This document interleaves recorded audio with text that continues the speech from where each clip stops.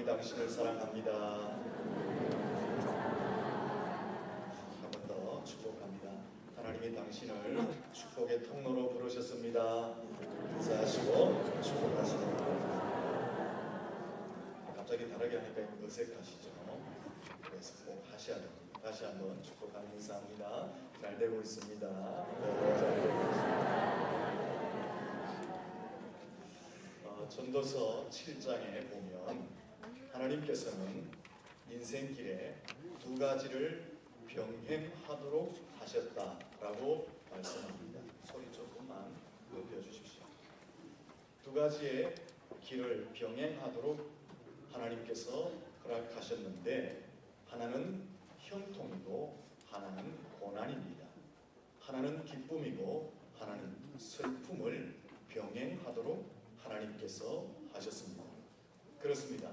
세상의 모든 사람들은 예외 없이 곤고한 날이 있고 또한 형통의 날이 있는 것입니다. 근데 문제는 형통할 때는 괜찮은데 곤고함, 고난, 슬픔을 만날 때에 이런 것들을 어떻게 극복하고 돌파하느냐 하는 것입니다. 곤고함, 고난, 슬픔, 위기, 질병, 파산 이런 것들은 우리의 인생 가운데 안 만나면 좋은데 다 만나게 되어 있습니다. 어떨 때는 중복해서 만나기도 하고 어떨 때는 파도처럼 계속 밀려오는 경험을 하게 되기도 하고 어떨 때는 그 고난의 기간이 굉장히 오래도록 지속되는 것을 경험하게 됩니다. 사람이 살아있는 동안에는 고난, 위기 이런 연속성상에서 살아가게 되는 것입니다. 그래서 고난이라는 것은 종점이 없다라고 말을 합니다. 이러한 것들을 어떻게 극복하느냐, 이러한 것들을 어떻게 돌파하느냐 이것이 우리의 인생의 문제인 것입니다. 하나 더 붙인다면 우리의 인생에는 이런 고난만 있는 것이 아니라 우리가 이루어야 할 계획이 있습니다. 꿈이 있습니다. 우리가 반드시 성취해야 될 과업이 있습니다. 이런 인생의 목표, 인생의 과업들 이런 것들을 어떻게 이루어갈 수 있고 이런 것들을 어떻게 돌파해서 승리의 삶을 살아갈 수 있느냐 하는 것입니다. 오늘 본문에서 그 해답을 얻고자 합니다. 본문에 보면 모세가 큰 위기를 만났지만 그 위기를 돌파하고 문제를 해결하는 사건을 기록하고 있습니다. 이 모세가 문제를 어떻게 해결했는가 살펴보면서 우리의 인생의 위기를 만났을 때에 또 우리가 큰 계획을 가지고 있을 때에 그것을 어떻게 대처하고 어떻게 극복하고 어떻게 돌파할 것인가 그 돌파의 힘을 오늘 본문에서 해답으로 얻고자 하는 것입니다. 첫째는 인생 가운데 위기와 고난을 만났을 때에 먼저 하나님을 바라보아야 합니다. 본문의 앞에 보면 당시 이스라엘의 지도자인 모세의 사촌인 고라가 250명과 함께 힘을 모아서 모세를 대적합니다. 왜 모세가 우리 위에 군림하느냐? 우리가 모세를 투표해서 뽑았냐? 제비 뽑아서 세웠냐? 그것도 아닌데 왜 모세는 우리에게 지도자 행세를 하느냐? 우리가 모세보다 못한 것이 뭐 있느냐? 하면서 고라와 함께한 250명이 모세를 대적하였습니다. 여러분, 모세는 누가 세웠습니까? 하나님이 세우셨습니다. 그럼에도 불구하고 누가 세웠냐? 왜 네가 우리 앞에 대장 행세를 하느냐? 하면서 대적을 하였다라는 것입니다. 이러한 고라의 행동과 고라와 함께한 사람들의 행동은 하나님 보시기에는 매우 괘씸한 행동이었습니다. 왜 그렇습니까? 모세를 누가 세웠습니까? 하나님이 세우셨기 때문에 그렇습니다. 따라서 모세를 향한 원망은 하나님을 향한 원망이었고, 모세를 향한 대적은 하나님을 향한 대적이 되었던 것입니다. 그래서 하나님께서 어떻게 하실까요? 땅을 가르시고 불이 나와서 고라와 함께한 250명을 삼켜버리게 합니다. 그리고 다시 땅을 합침으로 그들의 흔적도 없도록 모든 것을 하나님이 정리해 버렸습니다. 이쯤 되면은 문제가 완전히 해결되어져야 하는데 그 다음 날 문제가 확산되어졌습니다. 그것이 오늘 본문 41절과 42절의 말씀입니다. 같이 한번 읽어보도록 하겠습니다. 41절 읽습니다. 시작. 이튿날 이스라엘 자손의 온 회중이 모세와 아론을 원망하여 이르되 너희가 여호와의 백성을 죽였도다 하고, 회중이 모여 모세와 아론을 칠 때에 회막을 바라본즉 구름이 회막을 덮었고 여호와의 영광이 나타났더라. 무슨 내용일까요? 이스라엘 온 회중이 나와서 모세와 아론을 원망합니다. 돌을 들어서 치려고 합니다. 여기 원망하고 돌을 들어 치려고 했다는 것은 폭동을 일으키려고 했다는 것입니다. 무엇 때문에 이렇게 했을까요?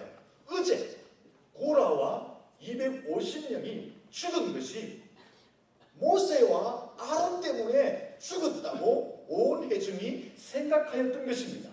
그래서 회중들이 모세와 아론 앞에 나가서 원망하고 불평하고 돌을 던지고 폭동을 일으키려고 했다라는 것입니다.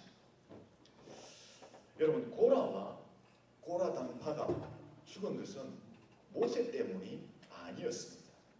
하나님이 개입하셨고 하나님이 처리하신 것이었습니다. 모세가 부탁한 것도 아니었고 모세의 개입 때문에 고라와 그 당파들이 죽은 것도 아니었습니다. 하나님이 하셨던 것입니다. 그러므로 지금 모세의 입장에서는 매우 억울한 상황입니다. 온 회중들이 원망하고 돌을 들어 치고 폭동을 일으키려고 하는 그 상황은 모세에게는 억울한 상황이고, 또 한편에서는 굉장한 위기의 상황입니다. 왜요? 온 회중이 원망하고 돌을 들어 폭동을 일으키면 그 폭동 가운데 돌에 맞아 모세가 죽을 상황에 처해 있기 때문에 완전한 위기 상황에 모세가 몰려 있었다라는 것입니다. 이런 억울한 상황 가운데서, 이러한 위기 상황 가운데서 모세가 과연 어떤 대처를 하였느냐라는 것입니다. 42절을 보시면 이렇게 기록하고 있습니다. 42절에 빨리 나와주면 좋겠습니다. 42절을 보십시오. 회중이 모여 모세와 아론을 칠 때 모세가 뭘 합니까? 지금 회막을 바라본 적이라고 기록하고 있는 것입니다. 억울한 상황 가운데, 위기를 만난 상황 가운데 모세가 구차한 변명을 하고 있지 않습니다. 앞뒤 전후 상황을 설명하고 있지 않습니다. 모세가 하고 있는 것은 회막을 바라보았다. 여기 회막을 바라보았다는 것은 성전을 바라보았다, 교회를 바라보았다는 의미를 가지고 있고, 영적으로 설명하면은 사람도 아니고 권력도 아니고 세상도 아니고 오직 하나님만 보았다, 하나님만 의지하였다, 하나님밖에 없다, 그런 영적인 의미를 가지고 있는 것입니다. 모세가 억울한 상황 가운데, 위기 상황 가운데 회막을 바라보았을 때, 오직 하나님만을 바라보았을 때 그 순간 어떤 역사가 나타났을까요? 42절 끝에 보니까 구름이 회막에 덮였고 여호와의 영광이 나타났더라. 하나님을 바라보는 그 순간에 하나님의 영광이 충만히 임재하였다라는 것입니다. 그 상황을 보고 있던 백성들이 두려워서 다 흩어지고 말았습니다. 문제가 해결되어졌다라는 것입니다.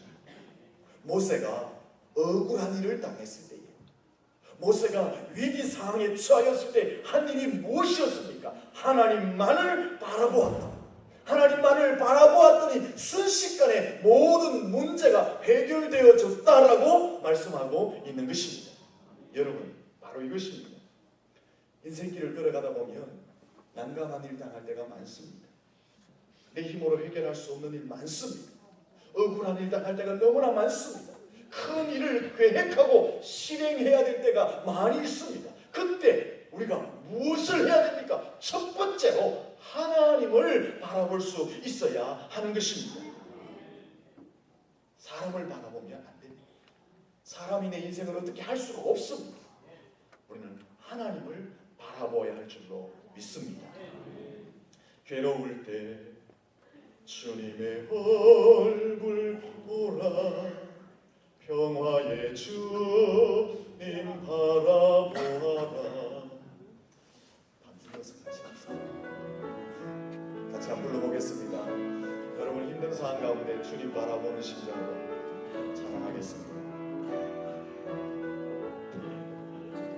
괴로울 때 주님의 얼굴 보라, 평화의 주님 바라보아라. 세상에서 지나린 친구들아, 위로의 주님 바라보아라. 눈을 들어 주를 보라, 내 모든 염려 주께 맡겨라. 슬플 때에 주님의 얼굴 보라, 사랑의 주님 안식 주리라. 힘이 없고 내 맘 연약할 때 능력의 주님 바라보아라. 주의 이름 부르는 모든 자는 힘주시고 늘 지켜주시고. 눈을 들어 주를 보라, 눈을 들어 주를 보라. 내 모든 염려 주께 맡겨라.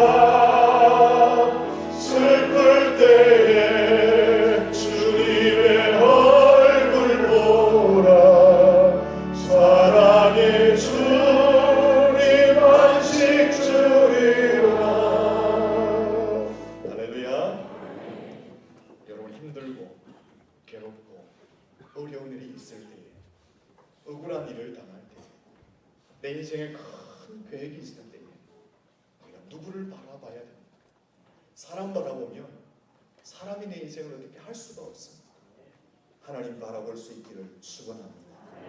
여러분의 시선이 하나님께 고정되어지면 하나님의 영광이 충만히 임재하시고 고쳐주시고 회복시켜주시고 세워주시며 더 좋은 것을 여러분의 삶 가운데 허락해 주실 줄로 믿습니다.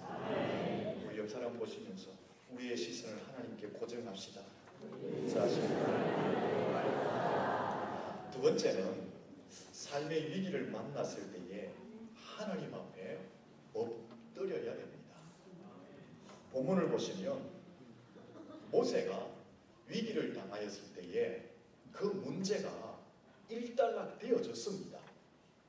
그런데 이 일과 연관되어져서 민족에게 위기가 생겼습니다. 45절을 보시면 그 민족에게 어떤 위기가 왔느냐 같이 읽어보겠습니다. 시작. 너희는 이 회중에게서 떠나라. 내가 순식간에 그들을 멸하려 하노라 하시매 그 두 사람이 엎드리니라. 이게 무슨 말이에요? 하나님께서 이스라엘 백성들이 원망하는 것 더 이상 두고 보지 못하겠다는 것입니다. 그래서 순식간에 없애버리겠다. 그러니까 모세와 아론 너는 그 자리에서 떠나라 라고 하나님이 말씀하고 계십니다. 모세 입장에서 볼 때는 할렐루야 아멘 할 수 있는 상황입니다. 왜? 조금 전에 온 회중이 모세 앞에 나와서 원망하고 돌을 들고 치면서 폭동을 일으키려고 했으니까 모세 입장에서는 할렐루야 아멘 할 수 있는 상황 하지만 모세는 그렇게 하지 않습니다. 이 민족적인 위기를 당하였을 때에 모세가 어떻게 하였을까요? 45절 끝에 보십시오. 그들을 멸하려 하노라 하시면 그 두 사람이 누굽니까? 모세와 아론입니다. 무엇을 합니까? 엎드리니라. 하나님이 진노를 내려서 민족을 한순간 없애버리려고 할 그 민족적 위기 앞에서 모세는 자신의 개인의 입장, 자신의 생각, 자신의 자존심을 생각하지 않고 하나님 앞에 엎드렸다고 말씀하고 있습니다. 하나님 앞에 엎드렸다는 것은 하나님 민족의 죄를 용서해달라는 것입니다. 하나님 불쌍히 여겨달라는 것입니다. 하나님 긍휼을 베풀어 달라는 것입니다. 하나님 우리 민족 가운데 은혜를 베풀어 달라, 그런 의미로 엎드렸다는 것입니다. 민족이 위기를 당하였을 때 모세는 하나님 앞에 엎드려서 용서와 은혜를 간구했다라고 성경은 말하고 있습니다. 여러분, 인생을 살아가면서 억울한 일 많이 당합니다. 힘든 일 많이 당합니다. 위기도 있습니다. 가정과 가족들의 위기를 당할 때도 있습니다. 내가 해결할 수 없는 큰 일들을 계획하고 추진할 때가 있습니다. 그때 가장 먼저 해야 될 일이 무엇입니까? 가장 먼저 할 일은 내 시선을 하나님께 고정하는 것입니다. 하나님께 고정하고 나서 그 하나님 앞에 엎드리는 것입니다. 엎드려서 용서를 구하고 불쌍히 여겨달라 하고 긍휼을 베풀어달라 하고 은혜를 베풀어달라고 고백하고 구하는 것입니다. 그러면 하나님이 영광 가운데 임재하실 줄로 믿습니다. 들으시고 가장 좋은 것을 허락해 주실 줄로 믿습니다. 이사야 37장 16절에 해보면 아수르 왕 사네립이 18만 5천 명의 군대를 거느리고 유다를 삼키려고 타고 이 민족적 위기 앞에서 히스기야 왕이 하는 일이 무엇입니까?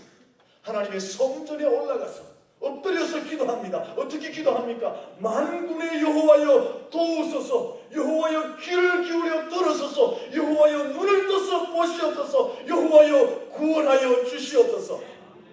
히스기야가 하나님의 성전에 엎드려 그렇게 구하였어요.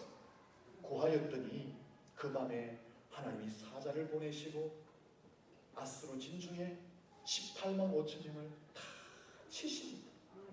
히스기야가 아침이 되어 적군의 진중을 보니까 다 시체로 변하여 있는 것입니다.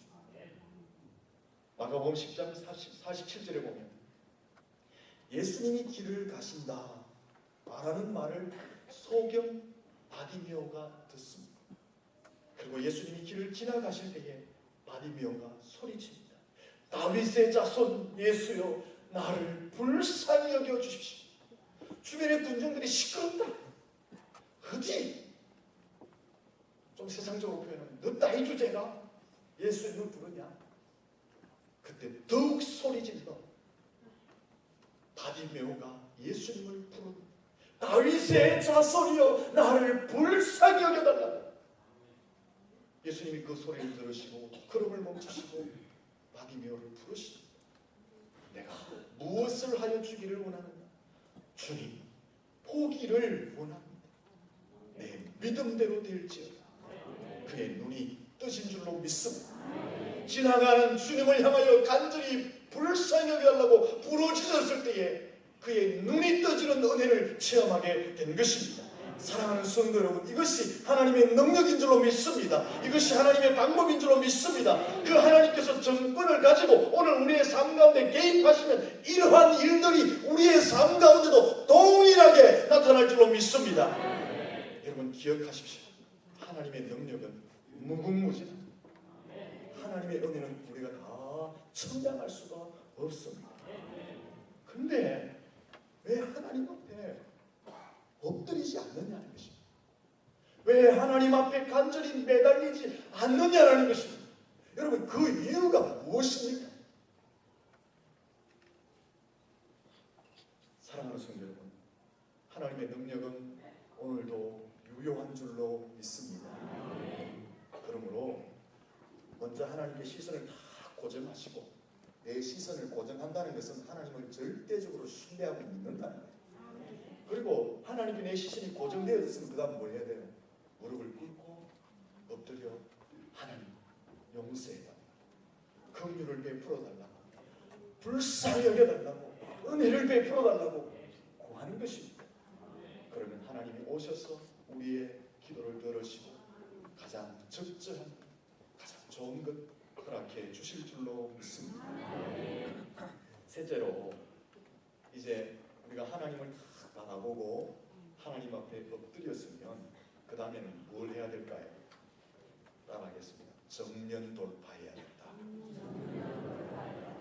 본문 46절에서 50절을 보시면 이제 하나님의 진노가 쫙 임하거든요. 그 이스라엘 대중 가운데 진노가 쫙 임하니까 백성들 사이에 막 연병이 퍼집니다. 연병이.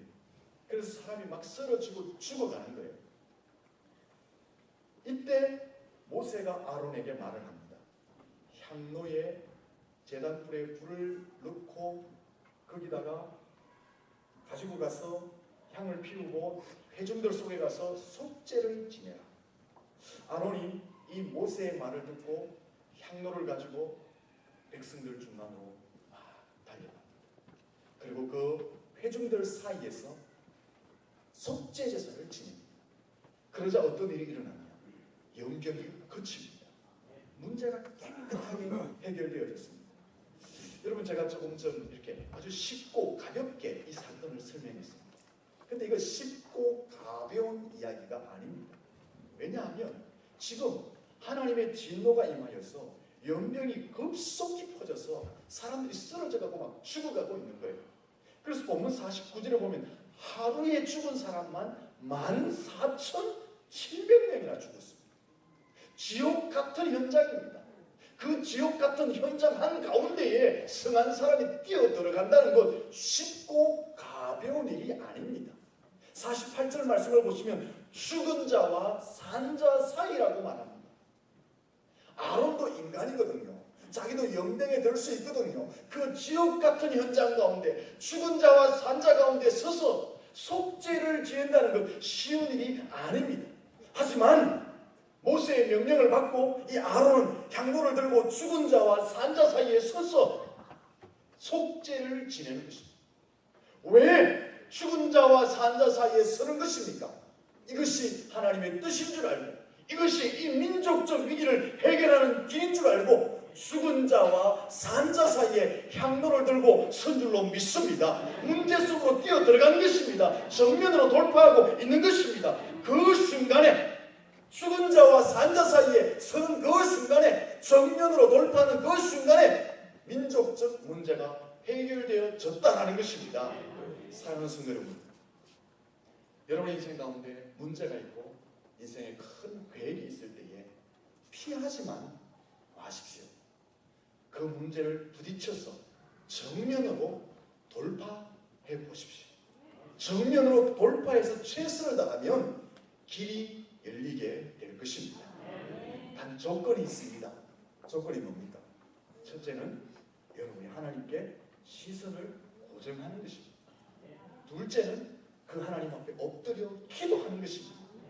여러분이 하나님께 시선을 고정하고 엎드려 기도했다면 그 다음에 해야 될 일이 무엇입니까? 문제를 피하는 것이 아니라 큰 계획을 피하는 것이 아니라 그 문제를 향해서 달려가는 것입니다. 그 문제를 향해서 정면으로 돌파하는 것입니다. 그러면 하나님께서 역사하시고 개입하셔서 문제들을 해결하시고 길을 여실 줄로 믿습니다. 여호수아 3장에 보면 이스라엘 백성들이 광야를 다 행군하고 가나안 땅에 들어가려고 하는데 요단강이 다 가로막고 있는 거예요. 그때가 보리를 거둘 때라서 요단강물이 막 넘치고 있는 거예요. 그래서 사람이 도저히 걸어서 건널 수가 없습니다. 그때 하나님이 무엇을 명령할까요?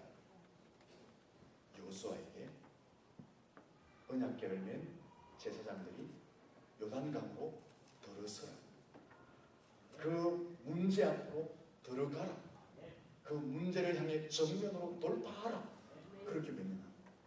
이 명령을 받고 여호수아가 백성들에게 명하고 제사장들에게 명합니다. 그 명령을 들은 제사장들이 언약궤를 메고 물이 넘실넘실 넘치는 그 요단강을 향해서 발을 들어놓습니다. 문제를 향해서 발을 들어놓고 정면으로 돌파할 때에 요단강이 갈라지고 길이 열려진 줄로 믿습니다. 사랑하는 성도 여러분, 인생 가운데 문제가 있을 때 피하지만 마십시오. 도망가지만 마십시오. 정면으로 돌파할 수 있기를 축원합니다. 조건이 있다고 말씀드렸습니다. 첫째는 여러분이 하나님께 시선을 고정해야 됩니다. 둘째는 그 하나님 앞에 엎드려 기도해야 됩니다. 여러분, 우리의 시선이 하나님께 고정되어 있고 내가 하나님께 엎드려 기도했는데 무엇을 주저하겠습니까? 살아계신 하나님이 내 인생 가운데 개입해 준다는 확신을 가지고 있는데 문제가 무엇이 주저됩니까? 내 앞에 큰 계획이 무엇이 주저가 됩니까? 정면으로 돌파할 수 있기를 축원합니다. 하나님이 개입하실 줄로 믿습니다. 여러분, 우리가 인생을 돌파할 수 있는 힘이 어디서 나옵니까? 내한테서 나오는 거 아니에요. 우리의 위기와 우리의 문제를 해결할 수 있는 돌파의 힘이 어디서 나옵니까? 세상의 권력에서 나오는 게 아닙니다. 내가 시선을 하나님께 고정하고 하나님께 엎드린 거기서 돌파의 힘이 나올 줄로 믿습니다. 내가 하나님께 시선을 고정하고 엎드렸다면 이제 문제를 향해서 돌파하는 것입니다. 정면으로 부딪히는 것입니다. 그러면 길이 열릴 줄로 믿습니다. 결론을 내리겠습니다. 우리가 살다 보면 어렵고 힘든 일 많이 당합니다. 억울한 일도 많습니다. 또 내가 계획하는 일들이 참 많습니다. 그것들을 어떻게 내가 대처하고 돌파하느냐. 첫째는 하나님을 바라보아야 합니다. 사람을 보지 마시고 사람 보면 안 됩니다. 하나님만 바라볼 수 있기를 축원합니다. 둘째는 하나님 보았으면 하나님 앞에 엎드려야 됩니다. 여러분 인생 가운데 위기나 문제나 큰 계획이 생기면 어떻게 생각해야 될까요? 이때는 내가 하나님을 바라보고 뭐 해야 될 때라고요? 엎드려야 될 때구나. 그렇게 생각하시고 하나님 앞에 엎드려 간구할 수 있기를 축원합니다. 그리고 나면 어떻게 해야 돼요? 이제 하나님 보고 내가 하나님께 기도했으니까 내 앞에 문제, 그 해결을 향해서 정면으로 돌파하지. 돌파하면 하나님이 힘을 주셨어. 길을 여시고 승리케 하실 줄로 믿습니다. 사랑하는 성도, 돌파의 힘은 내게서, 사람에게서, 세상에서 오는 것이 아니라 하나님께서 그 하나님을 붙드시고 인생의 문제를 정면으로 돌파하여 승리할 수 있기를 예수님 이름으로 축원합니다. 기도하겠습니다. 살아계신 하나님